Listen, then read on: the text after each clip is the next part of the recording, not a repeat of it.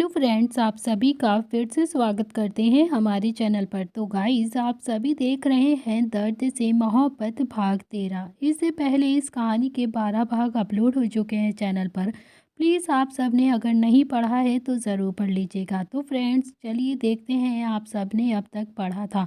रुद्र किट्टू को लेकर farm house के लिए निकल जाता है। इधर निहाल, नील, अवनी और नव्या चारों ही पार्टी हॉल में मौजूद होते हैं। तभी किट्टू, जो नशे की हालत में रुद्र की कार के हुड्स पर बैठ जाती है, तो रुद्र उसे उतार कर बड़ी मुश्किल से गाड़ी में बैठाता है और फिर थोड़ा उदास मन के साथ कार ड्राइव करने लगता है। अब देखते हैं आगे। इधर दूसरी तरफ कमरे में निहाल बार बार नील को बाहर जाने के लिए बोल रहा था, लेकिन नील तो बार बार नव्या का फेस देखने की कोशिश कर रहा था। तभी निहाल ने नव्या का फेस छुपाते हुए फिर से कहा कि क्या कर रहा है तू नील, प्लीज़, मैं कह रहा हूँ ना कि तू इसका जेठ लगता है, तो अब तू जा यहाँ से।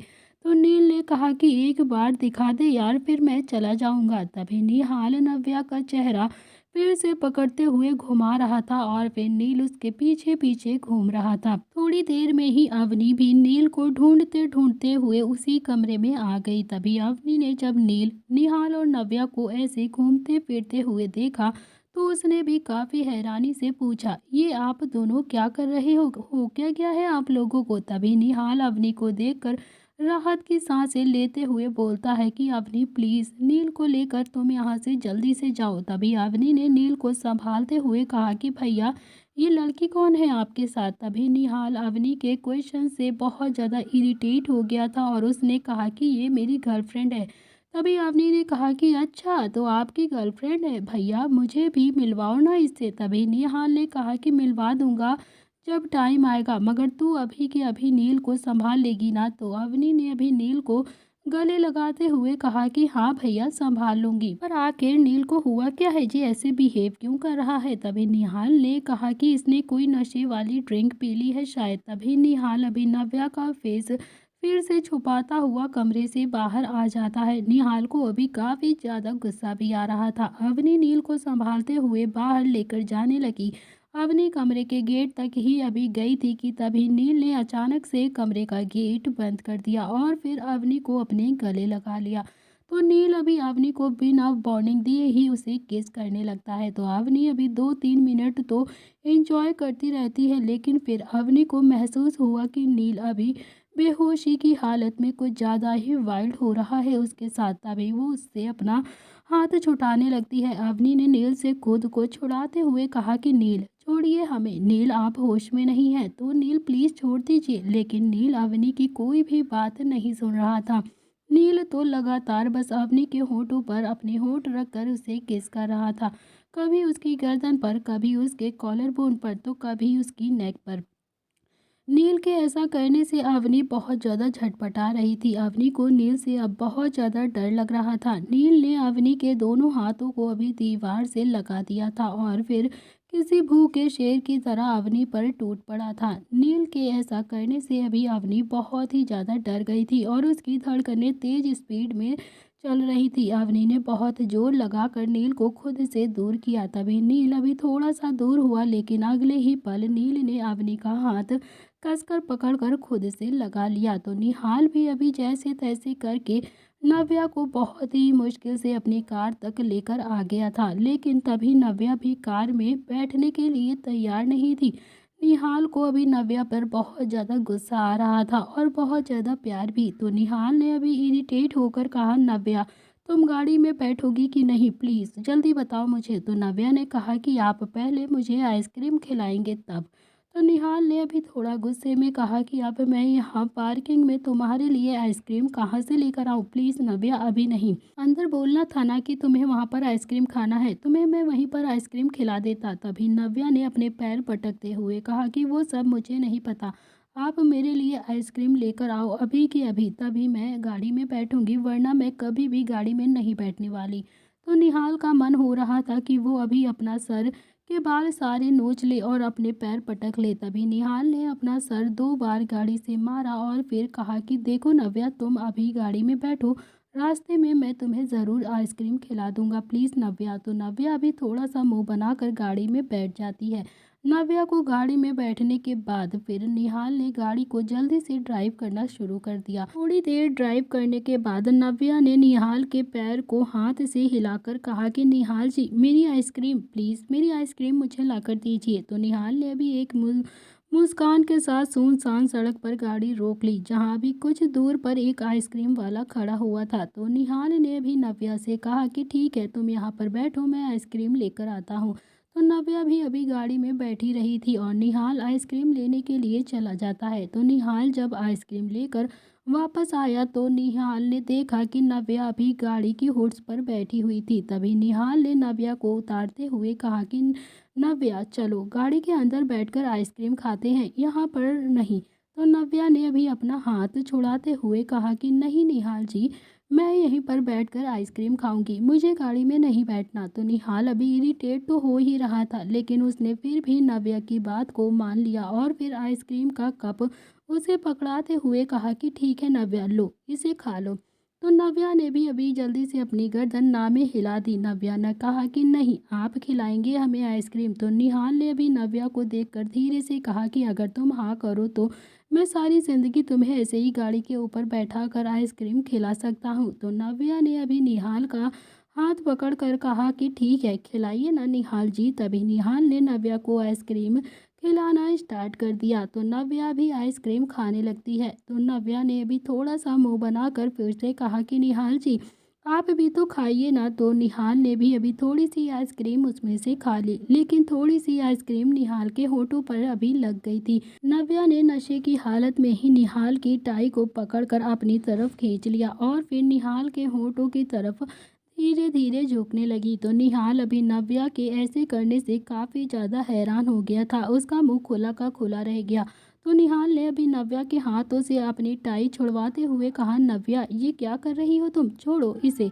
तो नव्या ने थोड़ी सी मासूम सा फेस बनाकर कहा कि आपके होंठों पर आइसक्रीम लगी हुई है, उसे साफ कर रही हूँ।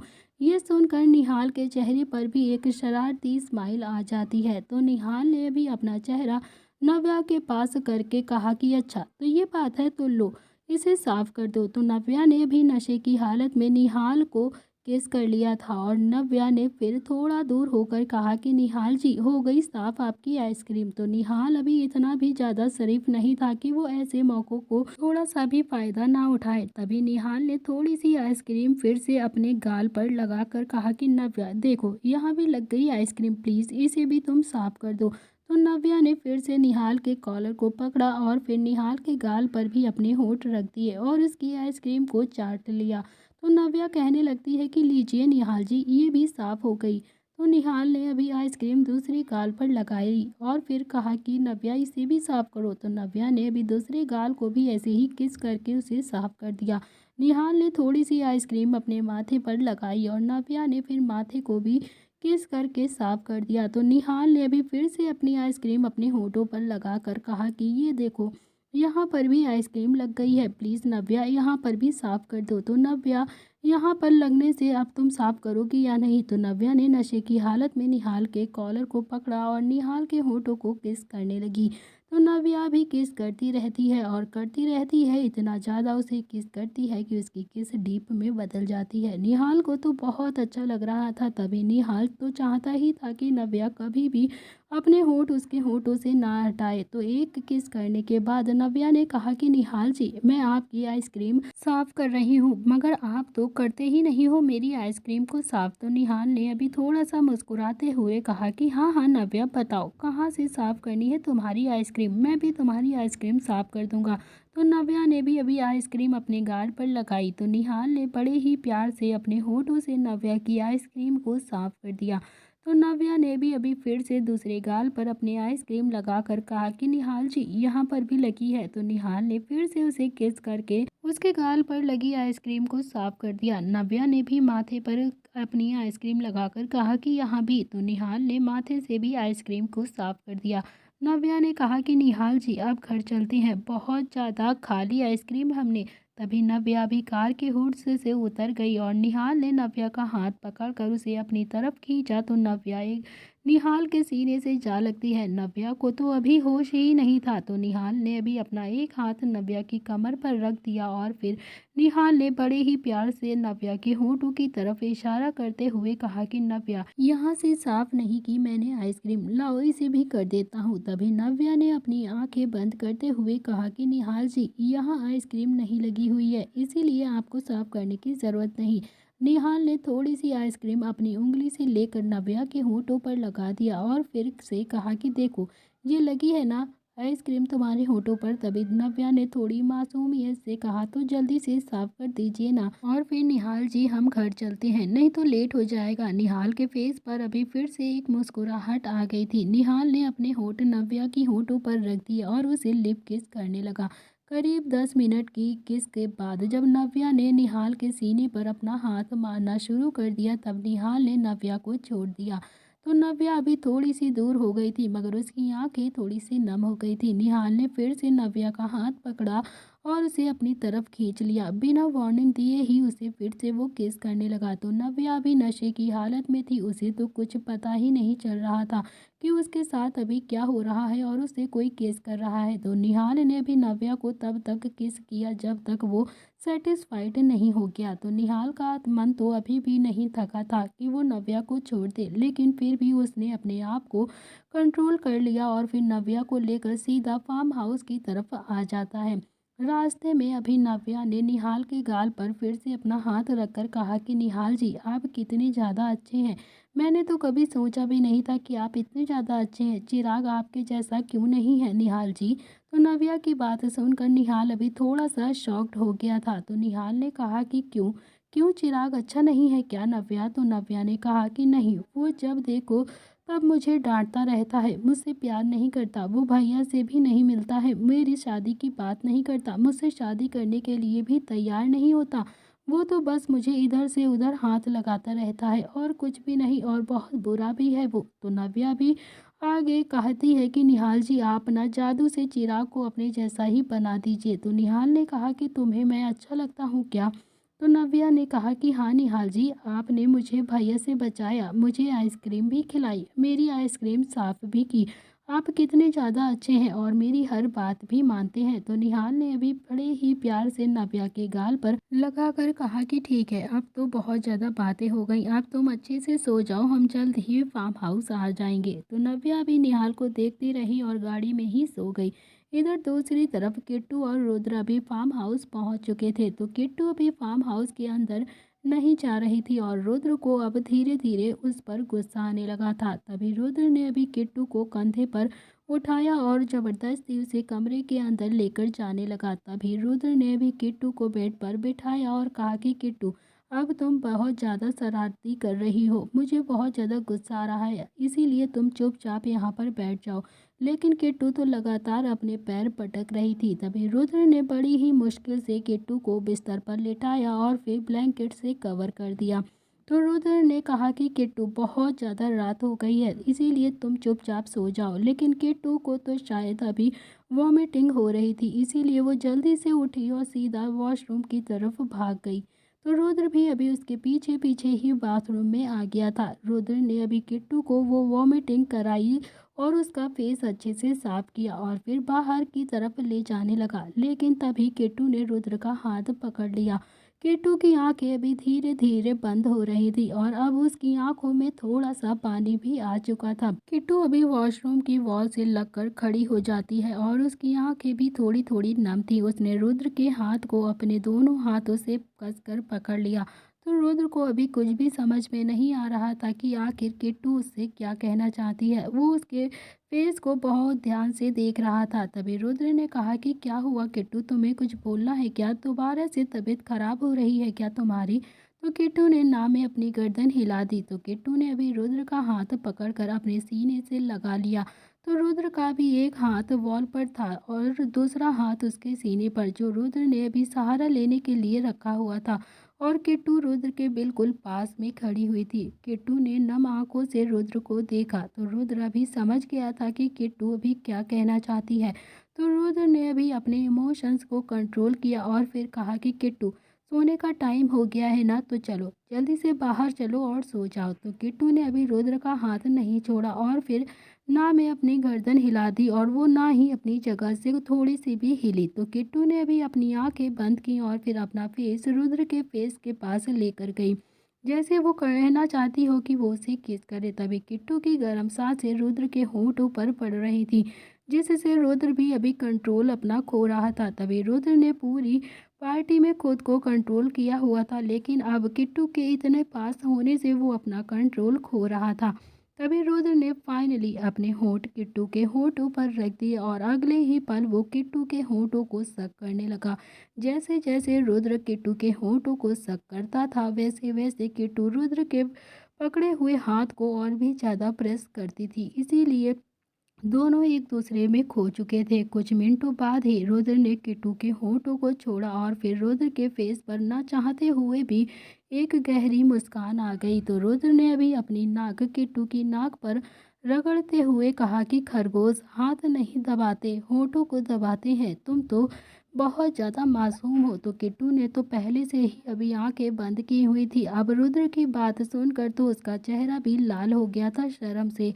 तो रुद्र ने अभी इतना ही कहकर फिर से किट्टू के होठों पर अपने होठ रख दिए और अब किट्टू के हाथ अपने आप ही रुद्र की गर्दन पर लिपट गए और फिर रुद्र के हाथ अभी किट्टू की कमर पर मौजूद थे, जो धीरे धीरे हरकत कर रहे थे। तो 15 मिनट की डीप किस के बाद रुद्र ने किट्टू को फाइनली छोड़ दिया। तो रुद्र ने कहा कि अब ठीक है ना, अब जाओ सो जाओ। तो किट्टू ने भी शर्मा कर रुद्र को कसकर गले लगा लिया। रुद्र ने किट्टू को अपनी गोद में उठाया और उसे बेड पर लेकर आ गया। तो रुद्र ने अभी किट्टू को लेटाकर ब्लैंकेट से अच्छे से कवर कर दिया। रुद्र उठकर वहां से जाने लगा, लेकिन किट्टू ने फिर से रुद्र का हाथ पकड़ लिया और ना चाहते हुए भी रुद्र किट्टू के पास आकर लेट गया। थोड़ी देर के बाद किट्टू एकदम से करवट लेकर रुद्र के ऊपर लेट गई और रुद्र ने भी अभी किट्टू को मना नहीं किया, क्योंकि वो जानता था कि वो नशे में है और उसकी भी फीलिंग्स बढ़ रही थी। किट्टू के सर को सहलाने लगा और किट्टू की आंखें खुशी से एक आंसू रुद्र के गर्दन पर गिर गया। थोड़ी देर में ही किट्टू सो गई, लेकिन रुद्र को काफ़ी ज़्यादा बेचैनी हो गई। रुद्र ने आराम से किट्टू को साइड में लेटाकर उसे अच्छे से कवर किया और खुद वो बालकनी में आ गया। तो रुद्र को अभी इस वक्त इतनी ज़्यादा बेचैनी थी कि उसने अपना कोट निकाला, जैकेट निकाली, और लेकिन फिर भी रुद्र की बेचैनी अभी भी कम नहीं हो रही थी। रुद्र अपने कमरे में गया और फिर वाइन की एक बोतल लेकर वहां पर आ गया। रुद्र बालकनी में ही बैठकर वो वाइन की बोतल पीने लगा और कुछ ही मिनटों में वाइन की बोतल भी खत्म हो गई, लेकिन रुद्र की बेचैनी बिल्कुल भी नहीं खत्म हुई। कुछ घंटे ऐसे ही अपने आप से लड़ झगड़ने के बाद रुद्र बालकनी के सोफे पर ही सो गया, अपनी आंखें बंद करके। रुद्र अपने सोफे पर लेटा था तो अभी किट्टू अपने बेड पर लेटी थी। दोनों ही बेफिक्र थे। होटल में इधर अवनी भी काफी ज्यादा छटपटा रही थी और नील उसे लगातार किस किए जा रहा था।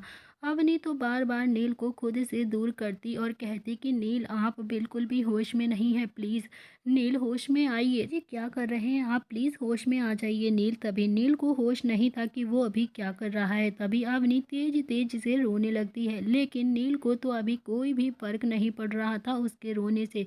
तो नील ने अभी झटके से अवनी की ड्रेस की जिप खोल दी और अवनी ने दोनों हाथों से नील को मारना शुरू कर दिया, लेकिन नील को तो अभी कोई फर्क ही नहीं पड़ रहा था। नील ने अगले ही पल अवनी को अपनी गोद में उठाया और उसे बेड पर लेकर आ गया। तो नील ने अभी जबरदस्ती अवनी की ड्रेस उसके बदन से अलग कर दी और फिर अवनी जो काफी ज्यादा रो रही थी, मगर नील तो अपनी मनमानी कर रहा था। जब अवनी को लगा कि वो नील को अब नहीं रोक पाएगी क्योंकि नील उसके कंट्रोल में नहीं आ रहा था, अवनी ने अपनी स्ट्रगल करना बंद कर दिया और खुद को नील को सौंप दिया। नील ने अभी नशे की हालत में पूरी रात अवनी को नोचा और फिर अवनी को सीने से लगाकर आराम से सो गया। इधर दूसरी तरफ निहाल नव्या को लेकर अभी फार्म हाउस में आ गया था। निहाल ने भी चुपचाप नव्या को अपनी गोद में उठाकर उसे अपने कमरे में लेकर आ गया। तो निहाल ने भी नव्या को अपने बेड पर लिटाया और उसे ब्लैंकेट से कवर करके खुद सोफे पर आकर सो गया। इस एक रात में आज लव कनेक्शन हो गए थे, फोर्सफुली किस हुई, बेचैनी हुई, प्यार हुआ और जबरदस्ती भी हुई। तो दिल की बातें भी सबकी बाहर आ गईं। फिर अगली सुबह जब नील की आंखें खुलती हैं तो उसने अपना सिर जोर से पकड़ लिया और उसके सिर में अभी काफ़ी तेज दर्द हो रहा था। इससे पहले नील ने कभी भी ड्रिंक नहीं किया था, इसीलिए उसके साथ ये हो रहा था। अगले ही पल उसने महसूस किया कि उसके ऊपर अभी अवनी लेटी हुई है। तो नील ने बड़े ही प्यार से अवनी के चेहरे से बाल हटाए और उसके गाल को कसकर किस कर लिया। लेकिन अगले ही पल नील को रात की सारी बातें अपने आप ही याद आ गईं। तो नील ने भी अवनी को साइड में लेटाया और उसकी नज़र अभी फर्श पर गई जहां पर अभी अवनी और नील के कपड़े फैले हुए थे। तो नील ने भी थोड़ा सा ब्लैंकेट हटा कर देखा तो अवनी अभी बिना कपड़ों के ही लेटी हुई थी। बेड शीट लाल हो चुकी थी। ये सब कुछ देखकर नील की आंखें भी बड़ी हो गईं और उसे तो यकीन ही नहीं हो रहा था अपने आप पर। नील ने अवनी को जगाने की कोशिश की। नील ने कहा, अवनी अवनी उठो, लेकिन अवनी को तो अभी कोई भी होश नहीं था। तभी नील जल्दी से उठता है और उसने अपना लोवर पहना और एक गिलास पानी लेकर अवनी के चेहरे पर छिड़कते हुए कहा कि अवनी अवनी होश में आओ प्लीज़। तभी अवनी जो अभी होश में नहीं आई थी तो नील की घबराहट और भी ज़्यादा बढ़ गई थी।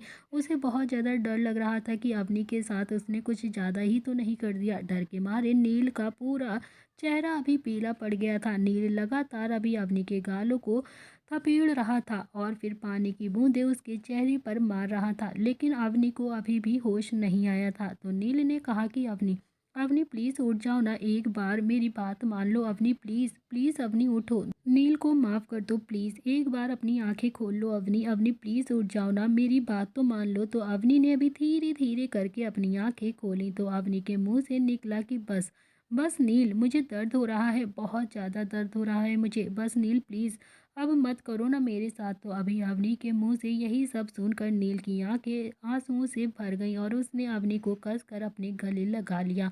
तो नील ने अभी अवनी को कसकर अपनी गोद में उठाया और उसे बाथरूम में लेकर आ गया। तो नील ने अभी अवनी को बाथ टब में लिटा दिया और फिर नील ने अवनी की बेड शीट को हटाना चाहा तो अभी अवनी ने नील का हाथ कसकर पकड़ लिया। तो नील ने कहा कि अवनी प्लीज़ मुझे करने दो ना, मुझे माफ़ कर दो। तो अभी अवनी के अंदर इतनी हिम्मत नहीं थी कि वो नील से बहस कर सके। उसे बहुत ज़्यादा थकावट लग रही थी और साथ ही साथ उसे दर्द हो रहा था, इसीलिए उसने नील को नहीं रोका। तो नील ने अभी अवनी की बेड शीट उसके बदन से हटाई तो नील ने देखा कि अवनी का पूरा शरीर अभी कटने से, नोचने से और लव बाइट की वजह से नीला पड़ चुका था। तो अवनी ने अभी शरीर पर बहुत सारे नील के निशान थे, तो जिसे देखकर नील की आंखें भी भर आती हैं। नील ने अपने इमोशंस को कंट्रोल किया और फिर अवनी को ठीक से साफ करके बाथरोब पहनाकर उसे रूम में लेकर आ गया। तो नील ने अभी अवनी के निशान पर दवाइयाँ लगाई और उसे एक प्लाजो और टी शर्ट पहना दिया। नील ने अभी अवनी को बेड पर लेटाकर उसे ब्लैंकेट से अच्छे से कवर कर दिया और वो फिर खुद जाकर फ्रेश होकर आ गया। तो अवनी अभी नील से बात नहीं कर रही थी, उसे थोड़ा थोड़ा अभी नील पर गुस्सा आ रहा था और ना ही नील अभी अवनी से कोई भी बात कर रहा था। दोनों के पास अभी कहने के लिए कुछ भी नहीं था। तो अवनी अब काफ़ी हद तक रिलैक्स फील कर रही थी। नील ने भी अवनी को अपनी गोद में उठाया और फिर उसे बालकनी में लेकर आ गया। तो नील ने भी अवनी को अपनी गोद में ही बैठाकर उसका सर सहलाने लगा। थोड़ी देर में एक वेटर खाना लेकर रूम में आ गया। तो नील ने अपने हाथों से अवनी को खाना खिलाया और फिर से उससे एक बार माफ़ी मांगी। अवनी ने भी अभी बेमन ही थोड़ा सा खाना खाया। तभी 20 मिनट नील की गोद में ऐसे ही बैठने के बाद अवनी ने कहा कि मुझे सोना है नील। तभी नील ने अवनी के सर सहलाते हुए कहा कि ठीक है, तो तुम यहीं पर सो जाओ ना अवनी। तो अभी अवनी के पास अब कुछ कहने के लिए कुछ भी नहीं था और वो धीरे धीरे नील के कंधे पर अपना सर रखकर वहाँ पर उसकी गोदी में ही सो गई। आज नील का मन बिल्कुल भी नहीं था कि वो अवनी को छोड़ दे, क्योंकि उसे अपनी गलती का एहसास हो रहा था।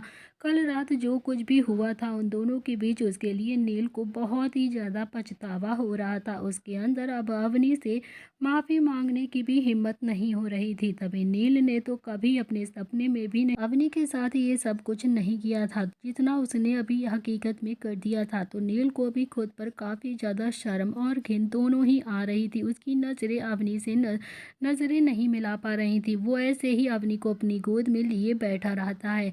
इधर फार्म हाउस के अंदर नव्या अभी बेसुध होकर सो रही थी और निहाल भी बेड पर नव्या के ऊपर पुशअप कर रहा था। निहाल अपनी हर पुशअप पर नव्या को बार बार किस कर रहा था। तो नव्या तो अभी घोड़े बेच कर सो रही थी। उसे तो बिल्कुल होश ही नहीं रहा था कि उसके ऊपर भी कोई हो सकता है। तभी थोड़ी देर नव्या की बॉडी हिलने लगती है और निहाल समझ गया था कि नव्या को अब होश आने लगा। तो निहाल भी जल्दी से बेड से उतर गया और फिर मन ही मन बोला कि थोड़ी देर रुक जाती तो सेंचुरी लग जाती, 98 ही तो किस कर ली थी। तभी नव्या धीरे धीरे उठी और उसने निहाल को सामने की तरफ देखा और फिर अपना सर जोर से पकड़ लिया।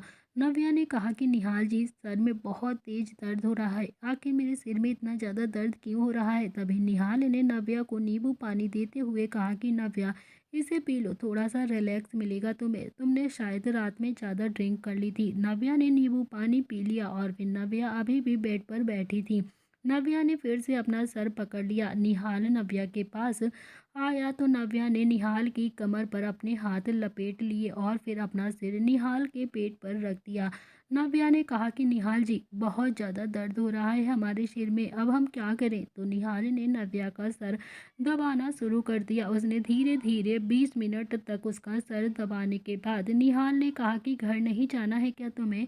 तो नव्या ने अपना सर उठाकर निहाल को हैरानी से देखते हुए कहा कि निहाल जी, मैं तो भूल ही गई थी। वो जल्दी से बेड से उतर कर खड़ी हो गई और फिर नव्या जल्दी से वॉशरूम के में अंदर घुस गई और फिर जाते जाते बोली कि निहाल जी, मैं जल्दी से तैयार होकर आती हूँ, फिर आप प्लीज़ मुझे घर छोड़ देना, नहीं तो बहुत ज़्यादा लेट हो जाएगा। तो बाथरूम में घुसने के बाद नव्या को याद आया कि उसके तो कपड़े ही नहीं हैं उसके पास। वो सीधा वॉशरूम से वापस आई और बोली, निहाल जी, आप मुझे ऐसे ही छोड़ दीजिए, मेरे पास तो कपड़े ही नहीं है ना चेंज करने के लिए। तो निहाल ने भी नव्या को अपना एक हुड देते हुए कहा कि ये लो नव्या, इसे पहन लो। तो नव्या ने अभी हुड को देखा और उसे लेकर वो बाथरूम में चली गई। थोड़ी देर में ही नव्या हुड पहनकर बाहर आई। नव्या का हुड घुटनों से ऊपर और थाई से नीचे था। तो नव्या अभी थोड़ा तो कंफर्टेबल फील कर रही थी, लेकिन उसने अपने फेस पर बिल्कुल भी नहीं आने दिया कि वो थोड़ा कंफर्टेबल अब फील कर रही है। नव्या ने कहा कि प्लीज़ निहाल जी, जल्दी से छोड़ दीजिए ना, हमें यहाँ से जाना ही होगा, 2 से 3 घंटे लगेंगे जाने में, दादी को पता चल गया तो वो पता नहीं मेरा क्या करेंगी। तो निहाल ने कहा कि डोंट वरी, दादी अपने किसी फ्रेंड के घर गई हुई हैं, तो शाम तक ही वो आएंगी। तो नव्या ने कहा कि फिर भी निहाल जी, प्लीज़ मुझे छोड़ दीजिए ना। तो निहाल ने कहा कि हाँ, मैं तुम्हारी इतनी हेल्प कर रहा हूँ, मुझे बदले में क्या मिलेगा बोलो। तो ये बात सुनकर नव्या को अभी थोड़ी सी घबराहट हो गई और वो सोचने लगी कि आखिर निहाल क्या चाहता है। उसने थोड़ी नम आंखों से देखते हुए कहा कि निहाल जी, आपको क्या चाहिए हमसे। तो निहाल ने अभी हंसते हुए कहा कि नव्या, डर क्यों रही हो तुम, ढोकला अच्छा बनाती हो ना, तो फिर बस मेरे लिए बना देना। तो नव्या ने अभी एक राहत की सांस ली और कहा कि हाँ हाँ बिल्कुल निहाल जी, आप जब भी कहेंगे मैं आपको ढोकला बनाकर ज़रूर खिला दूंगी। तो निहाल ने अभी नव्या के हुड की कैप उसके सिर पर लगाई और कहा कि देखो, अब चुपचाप से बिना किसी आवाज़ के बाहर चलते हैं, अगर हाँ कोई भी तुम्हें देखेगा ना तो तुम जल्दी से छुप जाना, ओके। तभी नव्या ने जल्दी से अपनी गर्दन हाँ में हिला दी और निहाल नव्या को लेकर छुपता छुपाता कार तक लेकर आ जाता है। फिर वो जल्दी से उसे कार में बैठाकर प्रताप हाउस के लिए निकल जाता है। नव्या ने गाड़ी में बैठकर एक राहत की सांस ली। तभी होटल में अभी 2 घंटे तक नील अवनी को गोद में लिए बालकनी में ही बैठा रहा। आज नील के दिल में जो तूफान चल रहा था, शायद नील उसे चाहकर भी शांत नहीं कर पा रहा था। थोड़ी देर में ही अवनी की नींद एकदम से टूट गई और फिर अवनी ने नील की तरफ देखकर कहा कि नील, मुझे अभी के अभी घर जाना है। तो नील ने अभी अवनी के माथे को हल्के से किस करके कहा कि हाँ अवनी, काफ़ी ज़्यादा टाइम हो गया है, चलो चलो घर चलते हैं। तो कुछ ही देर में दोनों होटल से निकल कर नील की गाड़ी में बैठते हैं और फिर आज दोनों के बीच काफ़ी ज़्यादा खामोशी मौजूद थी। अवनी जो हमेशा नील के सामने बड़बड़ बड़बड़ किया करती थी, आज उसने नील को देखकर एक शब्द भी नहीं कहा था। 1 घंटा सफ़र करने के बाद अवनी ने कहा कि मुझे दादी के पास जाना है, फार्म हाउस नहीं। तो नील ने कहा कि तुम फार्म हाउस चलो ना, मैं प्रॉमिस करता हूँ कि तुम्हारा पूरा ध्यान रखूँगा, तुम्हें नज़र उठाकर देखूंगा भी नहीं। तो अवनी ने कहा कि नहीं, मुझे तो बस दादी के पास ही जाना है। नील ने अवनी को माफ़ी मांगने के लहजे में कहा कि अवनी तुम प्लीज़ मुझे चाहे जितना पनिश कर लो, मैं मना नहीं करूँगा, मगर तुम प्लीज़ मेरी बात को मान लो। अगर तुम कहोगी ना कि नील खुद की जान भी ले लो, तो मैं खुद की जान भी ले लूँगा, लेकिन प्लीज़ मुझसे ऐसे नाराज़ मत रहो अवनी, मुझसे तुम्हारी ऐसी बेरुखी बर्दाश्त नहीं होगी। नील मर जाएगा गिल्टी में अवनी, प्लीज़। तो अवनी ने कहा कि मैं आपसे नाराज़ नहीं हूँ नील जी, बस मैं थोड़ी टाइम के लिए आपसे दूर रहना चाहती हूँ और कुछ भी नहीं है। प्लीज़ नील मुझे दादी के पास ही छोड़कर आइए, तो जब मैं थोड़ा सा ठीक फील करूँगी ना, तो आपसे अपने आप ही बात करूँगी। आप भी जानते हैं कि मैं आपसे ज़्यादा देर तक नाराज़ नहीं रह सकती हूँ, क्योंकि आपसे बात किए बिना मैं खुद भी नहीं रह सकती हूँ। तो प्लीज़ मुझे दादी के पास छोड़ दीजिए। अवनी की बात सुनकर नील ने गाड़ी साइड में लगा ली और फिर कसकर अवनी को अपने गले लगा लिया। नील की आंखों में अभी पानी आ चुका था, जो कंट्रोल करने पर भी अभी रुक नहीं रहा था। वो काफ़ी तेज तेज से रोने लगता है। तो अभी अवनी ने नील के आंसुओं को पोंछते हुए कहा कि मैं समझती हूँ कि आप होश में नहीं थे और अब आपको बहुत ज़्यादा पछतावा हो रहा है, वरना आप ऐसी गिरी हुई हरकत तो कभी कर ही नहीं सकते थे। मुझसे ज़्यादा आपको कौन जानता होगा नील, आप तो सपने में भी मेरे करीब नहीं आते हैं, तो फिर हकीकत में कैसे आ सकते थे। नील ने भी नम आंखों से कहा कि मैं बहुत ज़्यादा बुरा हूँ अवनी, कल जानवर बन गया था ना मैं, पता नहीं तुमने मुझे कैसे झेला होगा। अवनी ने नील को समझाते हुए कहा कि बस बस अब इस बारे में अभी कोई भी बात नहीं होगी, प्लीज़ नील, अब हम अपने फ्यूचर के बारे में सोचेंगे और कुछ भी नहीं। तो नील ने कहा कि अवनी तुम अभी भी मेरे जैसे घटिया इंसान के साथ अपना फ्यूचर देख रही हो, ऐसा कैसे कर सकती हो तुम। तो अवनी ने अभी फिर से नील की टी शर्ट को नीचे किया और अपने चेहरे को नील की गर्दन के पास लेकर गई। तो अवनी ने कहा कि हाँ, क्योंकि अब इस खुशबू पर सिर्फ मेरा ही हक है, इसीलिए मेरा फ्यूचर में सोचने का हक तो पूरा बनता ही है और ये हक आपने मुझे खुद दिया है, समझे आप। तो आपकी यही पनिशमेंट है कि अब आप मुझे कभी भी नहीं छोड़ेंगे। तो नील ने भी नम आंखों से अवनी का चेहरा थोड़ा सा ऊपर किया और उसके होंठों पर अपने होंठ रख दिए और फिर एक डीप किस के बाद नील ने अवनी को अपने गले लगा लिया। नील ने ना चाहते हुए भी गाड़ी प्रताप हाउस की तरफ मोड़ दी। वो दोनों ही अब प्रताप हाउस के लिए निकल जाते हैं। इधर अभी फार्म हाउस में रुद्र अभी भी बालकनी में बेफिक्र होकर सो रहा था। ऐसा लग रहा था जैसे वो जमानों के बाद सो रहा हो। धूप सर पर चढ़ गई थी, लेकिन रुद्र की नींद अभी भी नहीं खुली थी।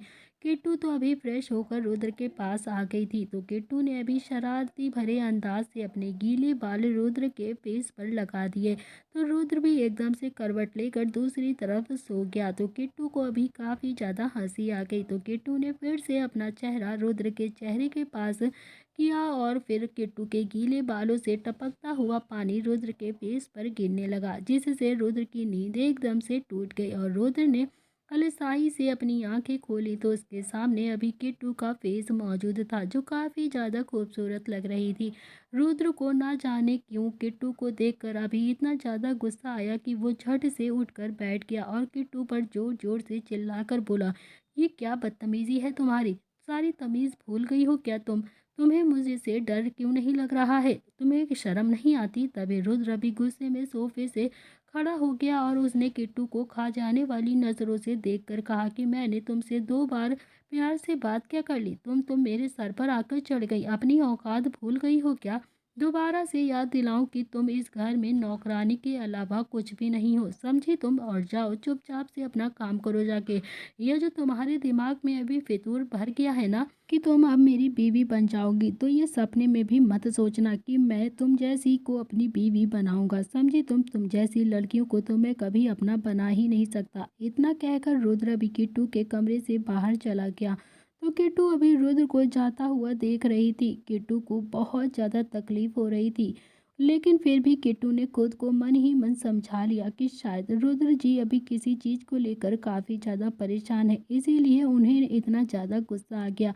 उसने अपने आंखों में आए हुए आंसू को पोंछा और चुपचाप से किचन में चली गई। आज फार्म हाउस में किट्टू और रुद्र के सिवा अभी कोई भी मौजूद नहीं था। तभी किट्टू ने रुद्र के लिए काफ़ी अच्छा लंच बनाया हुआ था। किट्टू अभी रुद्र को बुलाने के लिए उसके कमरे में गई थी तो रुद्र अभी अपने लैपटॉप पर कुछ काम कर रहा था और काफ़ी ज़्यादा बिजी लग रहा था। तभी किट्टू ने फिर से अपने इशारों में कहा कि रुद्र जी चलिए खाना खा लीजिए। तो रुद्र ने अभी फिर से बहुत ही गुस्से में किट्टू को देखकर कहा कि भूख नहीं है, अब जाओ यहाँ से, और हाँ वापस मत आना, समझी तुम। तो किट्टू अभी फिर से उदास होकर रुद्र के कमरे से वापस आ जाती है। किट्टू ने भी अभी सुबह से कुछ भी नहीं खाया था और फिर ऊपर से रुद्र के डांटने की वजह से किट्टू ने अभी भी कुछ नहीं खाया। उसका मन तो बहुत ज़्यादा उदास हो चुका था। तो किट्टू अभी डाइनिंग टेबल पर आकर बैठ गई और फिर बैठे ही बैठे वहां पर सो गई। आज रुद्र न जाने क्यों किट्टू के साथ ऐसा बर्ताव कर रहा था। इधर प्रताप हाउस में निहाल नव्या को छोड़कर वापस अपने फार्म हाउस की तरफ आ रहा था और फिर तभी नील अवनी को लेकर वहां पर जा रहा था।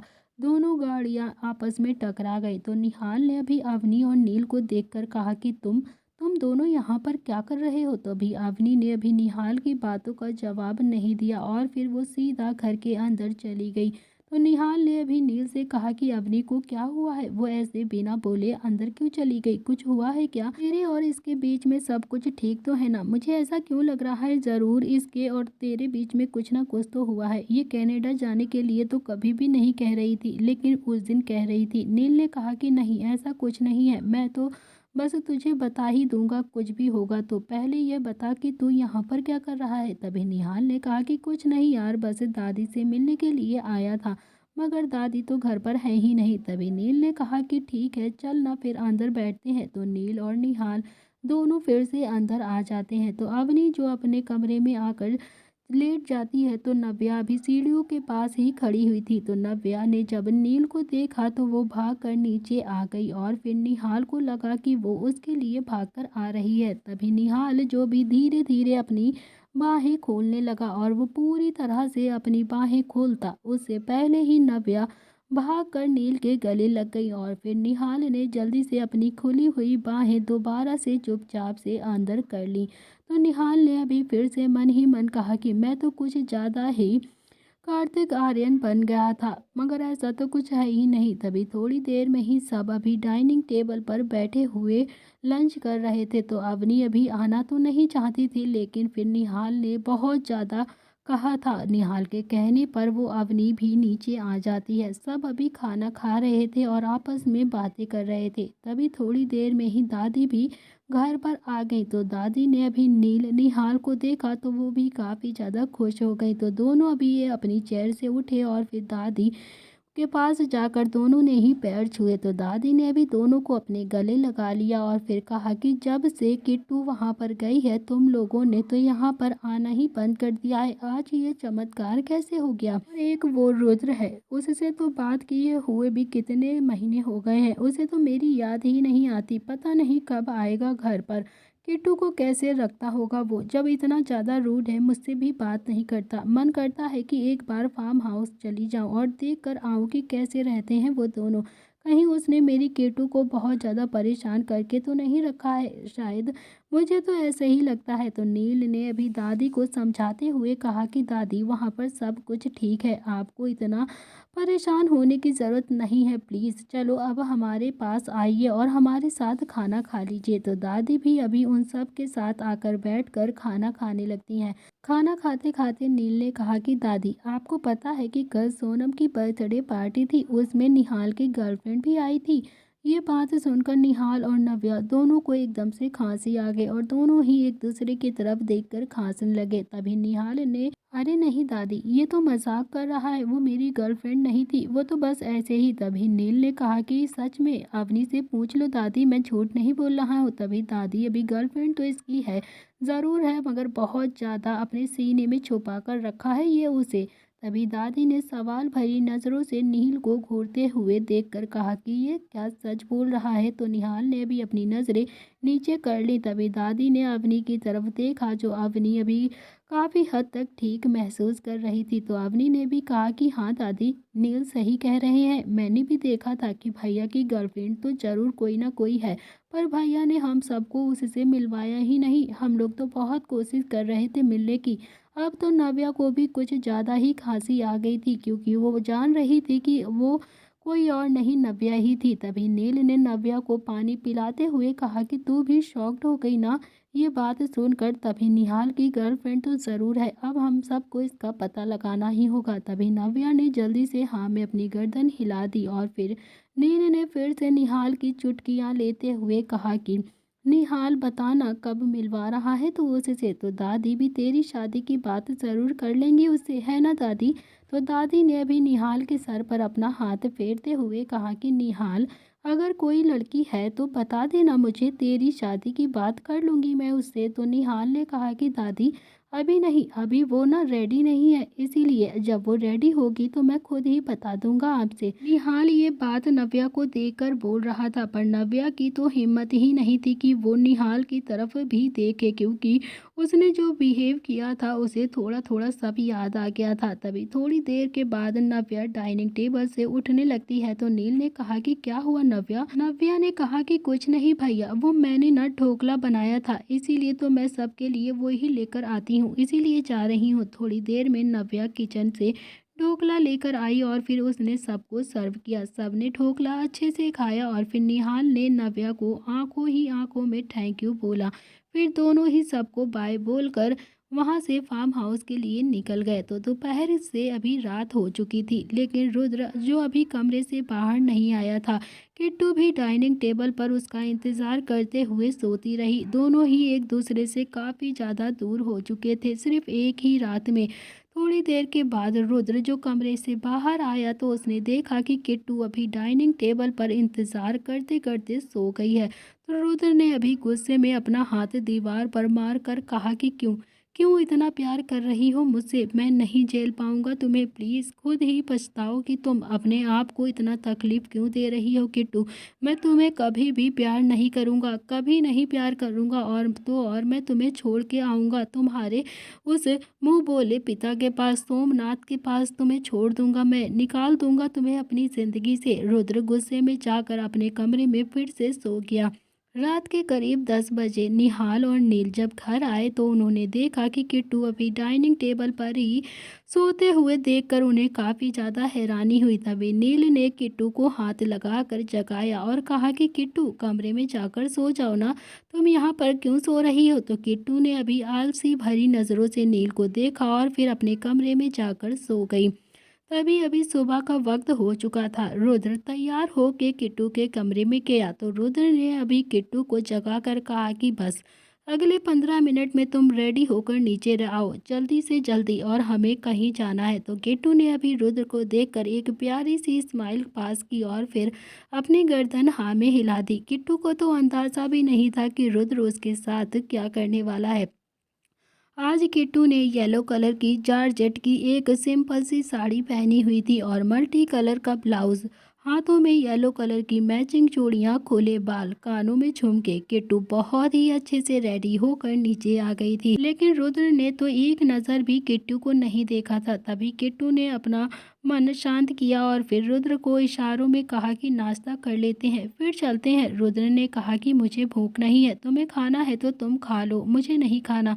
तो किट्टू ने भी अपना मन मारते हुए ना में अपनी गर्दन हिला दी। तो रुद्र ने अभी किट्टू का हाथ पकड़ा और उसे गाड़ी के पास लेकर आया। तो रुद्र ने अभी किट्टू को गाड़ी में बैठाया और फिर खुद गाड़ी ड्राइव करने लगा। पूरे रास्ते किट्टू काफ़ी ज़्यादा खुश थी, उसे लग रहा था कि शायद रुद्र उसे कहीं घुमाने ले जा रहा है। बिना ये सोचे समझे कि रुद्र उसे अभी कहाँ पर लेकर जा रहा है वो मुस्कुरा रही थी। करीब 3 घंटे ड्राइव करने के बाद रुद्र ने गाड़ी राठौड़ हाउस के बाहर आकर रोक दी। तो रुद्र ने अभी किट्टू को उतारते हुए इशारा किया। किट्टू भी गाड़ी से उतर गई और किट्टू ने उतर कर देखा तो राठौड़ हाउस के बाहर वो दोनों ही खड़े हुए थे।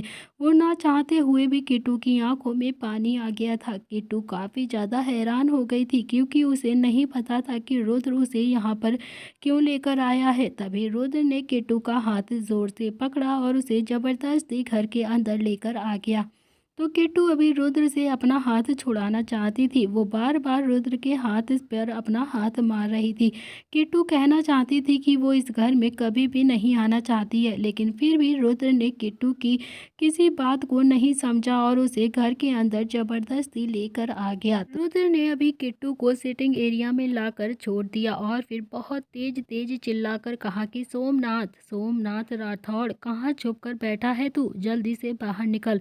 थोड़ी देर में सोमनाथ और शांता दोनों ही रुद्र के सामने आकर खड़े हो गए। तो रुद्र ने अभी बिना देरी किए हुए कॉन्ट्रैक्ट के पेपर निकालकर सोमनाथ राठौड़ के सामने फाड़ दिए और फिर रुद्र ने काफ़ी गुस्से में सोमनाथ राठौड़ की आंखों में आंखें देखकर कहा कि तुमने क्या सोचा था सोमनाथ राठौड़, कि तुम मुझे चीट करोगे और मुझे पता नहीं चलेगा? क्या सोचा क्या था तुमने? तुम मुझे चीट करोगे और मुझे कुछ भी पता नहीं चलेगा? क्या सोचा तुमने सोमनाथ राठौड़ कि मैं मेरे पापा जैसा हूँ कि तुम्हारी बेईमानी को भी माफ़ कर दूंगा? कभी नहीं। मैं कभी भी तुम्हारी जैसे बेईमान इंसान को माफ़ नहीं कर सकता। तुमने बहुत ही हिम्मत दिखा ली मेरे सिग्नेचर के बिना कॉन्ट्रैक्ट शुरू करने की। ये पड़े उस कॉन्ट्रैक्ट के पेपर, और हाँ, अब तुम्हें लॉस होने से कोई भी नहीं बचा सकता। रुद्र की बात सुनकर सोमनाथ का खून तो खौल ही रहा था, लेकिन उसने अभी भी रुद्र को कुछ भी कहना ठीक नहीं समझा। रुद्र ने गुस्से में आगे कहा कि ये पकड़ो अपनी गूंगी बेटी को। तुम्हें क्या लगा कि तुम अपनी गूंगी बेटी मेरे पल्ले बांध दोगे तो मैं इसके साथ निभा लूंगा इसे? मुझे तुम्हारी इस बेटी में बिल्कुल भी कोई इंटरेस्ट नहीं है। रुद्र की बात सुनकर किट्टू की तो जैसे जान ही निकल गई थी। उसने तो अपने सपने में भी नहीं सोचा था कि रुद्र उसके बारे में ऐसा सोचता है।